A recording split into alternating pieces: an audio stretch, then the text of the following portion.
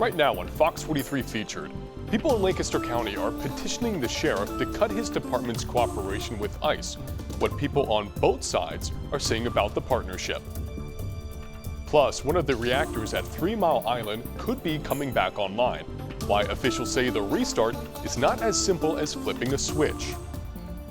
And the Harrisburg Midtown Arts Center is closing after 15 years. How it comes after the city declined to renew the venue's licenses amid a tax dispute.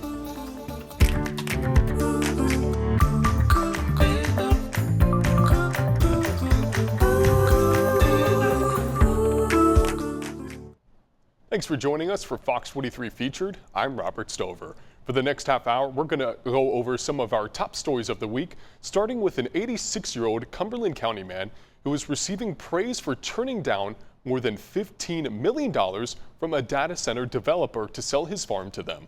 Fox 43's James Corrigan spoke with the lifelong farmer on why he turned down the money and his concerns for the future of farming. On a landscape of farms in Cumberland County sits a house and a piece of land that served as the backdrop of 86 years of farming and family. It was my life. This is a special situation here with my family. 86-year-old Mervyn Raudabaugh has farmed for 70 years, with around 50 of it coming on his Silver Spring Township properties. Last year, Raudabaugh was approached by developers of data centers to sell his 261 acres for $60,000 an acre, totaling more than $15 million. And what did you say to them? I said no, I was not interested in destroying my farms. That was the bottom line. It really wasn't so much the economic end of it. I just didn't want to see these two farms destroyed. Raudabaugh instead sold development rights to his farm in December for just under $2 million to the Lancaster Farmland Trust, which guarantees that the land will never be used for any other purpose. We see from many farm families their desire to ensure that that farm remains a farm forever and that it contributes to the local community and that local quality of life. That quality of life has come into question with the rise of data centers. Raudabaugh expressed his concern over the cost of land that data centers are driving up. And with farm retention rates dropping and equipment becoming more expensive, he wonders about the future of family farms who are not in a position to turn down the money that he did. Only the land that's preserved here is going to be here. The rest of it, every square inch is going to get built on. The American farm family is definitely in trouble. What's not in trouble is his own land, now set to be preserved and untouched by development, no matter the cost. Friends of mine here are very happy with what I've done because they know that the building will be within their eye view here, will be beautiful for quite a while. James Corrigan, Fox 43 News. People from Lancaster County are demanding Sheriff Christopher Lepler and his department's cooperation with ICE. They presented a petition with more than 2,700 signatures to the sheriff asking him to end his department's 287G agreement. People who signed the petition believe ending the partnership would prevent any escalation before it happens, while the sheriff says his department's officers are only enforcing the law. We're not going out into the communities. We're not going out into businesses. We're not just going out and checking people's immigration status. This is in the normal course of our duties. Having them be on the verge of being here in droves is what we want to prevent, and we all know what an ounce of prevention can lead to, a pound of cure. We don't want to be on the other side of this saying, oh, look, we could have done better. Lancaster County Commissioners Josh Parsons and Ray D'Agostino affirmed their support for ICE and for the partnership, making it unlikely that it will be rescinded in the foreseeable future. And a Lancaster County personal care facility announced it's closing its doors after 24 years. Faith Friendship Villa in Mountville says it's moving forward with a closure that will take place over the next several months due to low funding. The facility currently serves more than 60 residents with intellectual disabilities or mental health needs. In 2024, the nonprofit rallied at the state capitol fighting for emergency funding. However, officials say they no longer have access to the financial and systemic resources required to remain open. After years of sitting dormant, one of the reactors at 3 Mile Island could be back online by 2027 to feed power to Microsoft. Federal regulators and Constellation Energy heard from the public about the plans to restart the nuclear power plant and the safety measures that could come with it. Fox 43's Milena Brown has more details.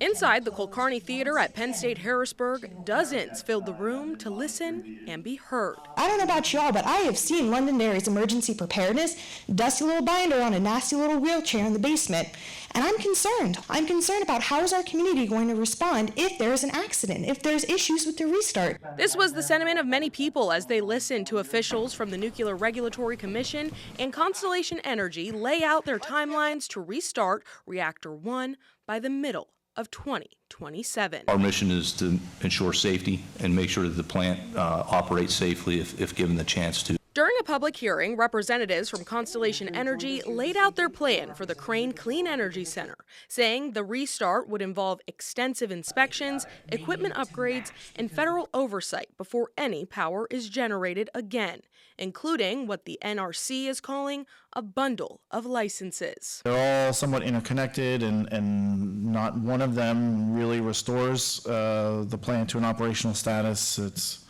It's really the whole of all of these items. NRC officials explained that restarting a nuclear reactor is not as simple as flipping a switch. They say the plant must meet current safety standards that includes reviewing emergency preparedness plans, updated safety systems, staffing qualifications, and physical security requirements. For now, the site's simulator is operational. We have full confidence in the simulator is acceptable for usage for training the licensed operators at that station. Still, not everyone is convinced the restart is a good idea. I'm concerned about being a guinea pig, about my family, about my neighbors, and about the residents nearby, being a guinea pig for this second restart of a nuclear power plant. Others say the restart will bring financial growth and stability back to the region. I am encouraged and eager to see the restart of Crane to bolster our economy and also satisfy the energy demands that we have. For now, the NRC says no final decision has been made. The agency will continue reviewing technical data and public comments before determining whether the restart can move forward. Milena Brown, Fox 43 News.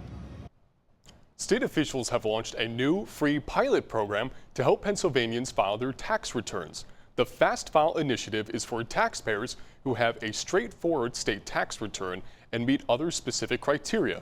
The Department of Revenue says it has identified nearly 100,000 Pennsylvanians who may qualify to use Fast File ahead of the April 15th tax deadline. Those eligible for Fast File are expected to receive a letter in the mail encouraging them to use the program. We have more information on who may be eligible right now on fox43.com. Police departments in South Central Pennsylvania are warning of increased car thefts and are offering people equipment to protect their cars. The Lancaster Township Police Department is offering free steering wheel locks to anyone who wants one, especially drivers who own older Hyundai or Kia vehicles that may not have received anti-theft software updates. Police say many vehicle owners may not realize free security updates are available. A lot of people, whether they're the second owner or the third owner, they're no longer in contact with the manufacturer, so they're unaware of those updates that are free, and they can prevent car thefts. You can pick up a wheel lock for free Monday through Friday from 9 a.m. to 4 o'clock p.m. at the Lancaster Township Police Station. A Harrisburg arts venue says it's closing after failing to pay hundreds of thousands of dollars in taxes.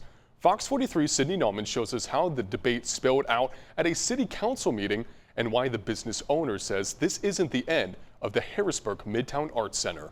$800,000 all in. A conversation between a Harrisburg business owner and the city's solicitor turned into a final plea for patience and partnership. I was really happy to get to talk to Mr. Grover, and the other members of the council seem to really be behind us. Tuesday's public comment at Harrisburg City Council's workshop became a show of support. Would all my HVAC friends stand up?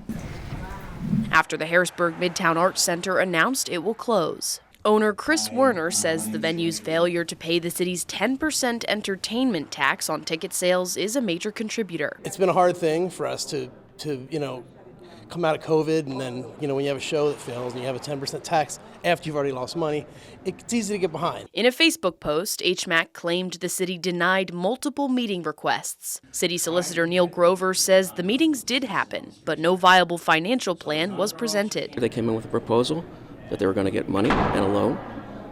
It never materialized. They came in with the exact same proposal this year. Grover says HMAC owes between $600,000 and $800,000 in unpaid taxes and fees. And I think HMAC has been a great institution, but it's unfair to every taxpayer who has actually paid their bill. So, and it's been longer than 3 years. Werner says their latest conversation felt productive. He's going to send me a list of exactly what he needs to see, and hopefully we can take it from there and figure something out. Within an hour, the closure post drew more than 1,000 reactions and hundreds of comments from residents like Julia Tilley. I'm really tired of our restaurants and our businesses leaving the city. We seem to be hemorrhaging. The Harrisburg Midtown Arts Center will remain closed until the business and the city reach an agreement. Sydney Nauman, Fox 43 News. Local businesses of Gettysburg are getting their opportunity to shine with the announcement of Gettysburg Restaurant Week. Economic leaders announced the initiative at a news conference this week, saying it will take place from March 2nd to March 8th. 20 restaurants will offer specialty menus for lunch and dinner at fixed prices throughout the week, from casual pubs to fine dining. Mason-Dixon Distillery is one of the participating restaurants, with the president saying it's a chance to showcase the best of their culinary abilities to new and returning customers. Our main excitement is always about providing remarkable experiences to our guests. So the opportunity to bring new people in and get to share that experience with them it's winning our sales. We are elevating everything that we already do, but at the end of the day, it's about delivering a remarkable experience to our customers. A full list of participating restaurants can be found online at fox43.com. The avian flu is spreading across millions of birds in Lancaster County. Now, state agriculture leaders are responding to the most recent outbreak.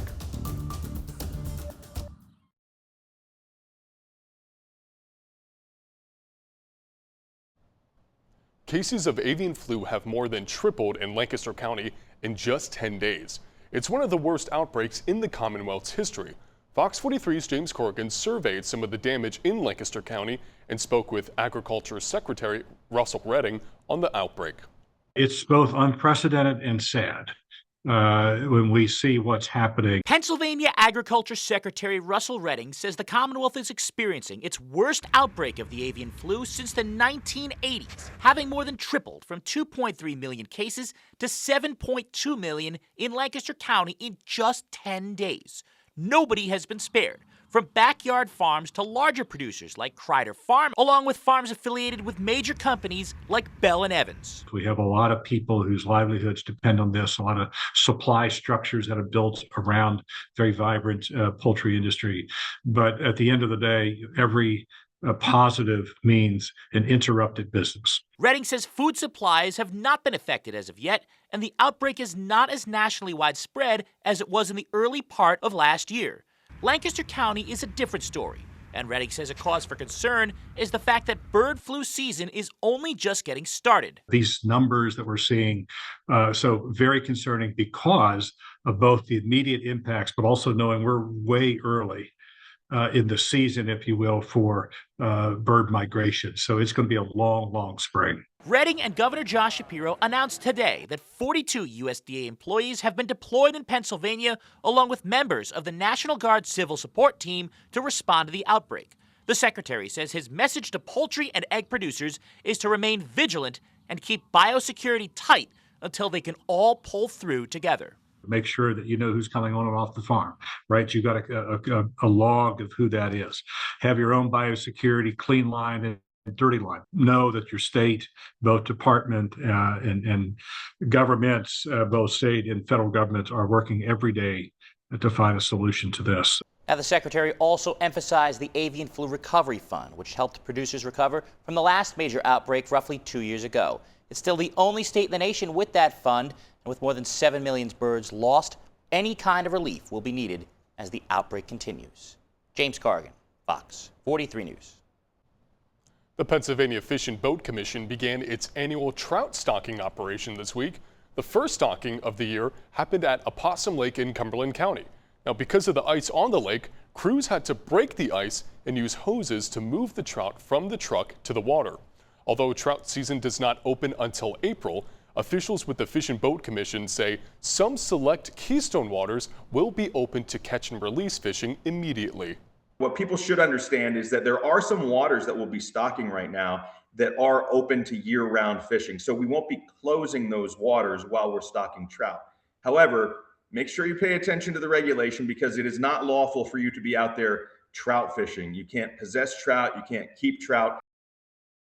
For most bodies of water, there are signs posted with the rules and regulations for that area.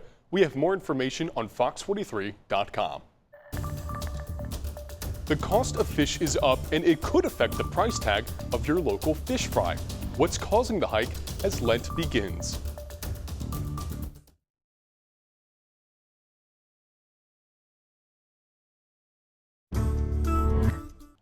The start of Lent this week means the start of fish fry season for many observers. Barry Pintar explains why the Friday tradition could cost a bit more this year. All those ones up there's some OP. These two guys are buyers for nappies. They point all around in all directions to show us around this 30,000 square foot freezer. The massive amounts of frozen fish ready to supply Pennsylvania, Ohio, West Virginia, and Maryland. Cod, haddock, pollock, and all types of seafood for fish fries. Our warehouse is full of fish, as you've probably seen. We've been buying fish for the past few months. We have truckloads upon truckloads of fish. Nick is a third-generation owner of Nappies, our region's largest independent family-owned food distributor. Fish prices have certainly changed over the years, mostly going up, especially in the last 3 years, for an unexpected reason. The big thing with cod is definitely the big thing in our region. The big thing going on with it right now is the price of it is just kind of skyrocketed the last couple of years because of the Russian war going on. And that's where a lot of the frozen sea fish, which is kind of the higher end stuff, is fished out of. So with that kind of limiting what's available, there's places like Greenland and Canadian waters, they're getting a lot more of the cod from now, and there's just a lot less to go around. Unlike other types of food supplies, fish prices can fluctuate heavily depending on catch quantities, weather, and yes, even foreign wars. Fish is definitely more expensive this year. It just depends. It's a commodity item. So when you think about fish, I mean, we buy fish from all over the world, whether it's Greenland, Iceland, I mean, the Arctic, the Pacific, the Atlantic. I mean, it just depends. So if you noticed your local church or club charging more and more for fish every year, they're likely not hiking prices by choice. It's because they are paying more. But people are still buying and loving their local fish fries. It'll be mayhem. It'll be, you know, pallets full of fish leaving at all hours of the day. And we have a list of places you can get a fish fry in South Central Pennsylvania. That's on our website, FOX43.com. And in Cumberland County, students at Trinity High School are taking part in a social media limit challenge for Lent. Participating students will set a personal daily limit on social media and use the extra time for things that matter to them. A school counselor created the challenge after observing poor mental health from students who used social media more than 4 hours a day. One student we spoke with says her goal is to cut her social media use in half and focus more on personal connections. I definitely want to try to limit myself even more this year. I think I'm going to try to cut off TikTok completely, which takes up a lot of my time. And although I feel like, oh, maybe you're a little out of the loop, you realize the social interactions that are really important aren't the ones that are happening online, but the ones that are happening face to face. The challenge lasts for 6 weeks. Students that complete the challenge will be able to attend a social and will be entered into a raffle where they can win gift cards and other prizes. And with Penn State's THON happening this weekend, we shine a spotlight on one local kid at the Penn State Golsinos Children's Hospital and how he's earned the nickname the Mayor.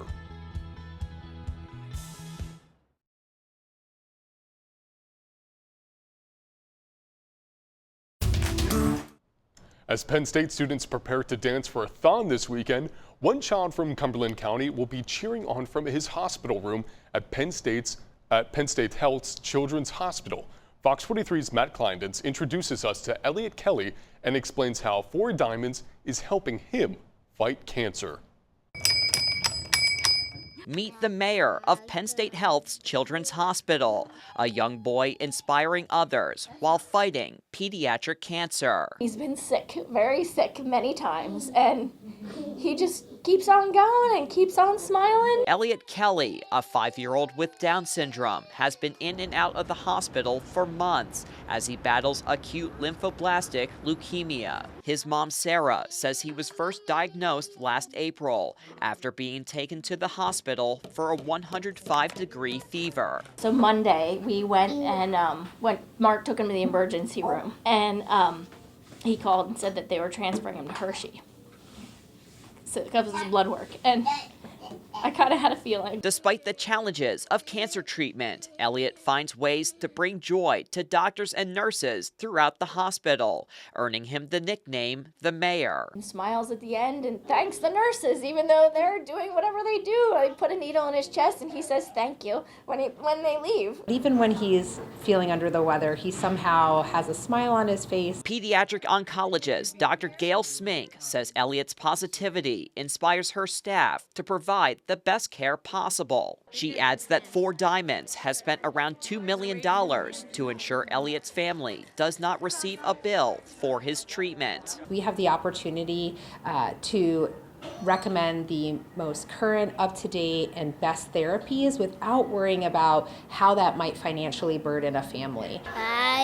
Elliot's mom says he will be watching THON from his room in Hershey and cheering on the students, helping him fight cancer. The kids that are raising money to be able to, for our kids to fight for their lives, I just can't thank you enough. Matt Kleinden's Fox 43 News. And that's going to do it for Fox 43 Featured. Thanks for spending part of your day with us. Have a good one.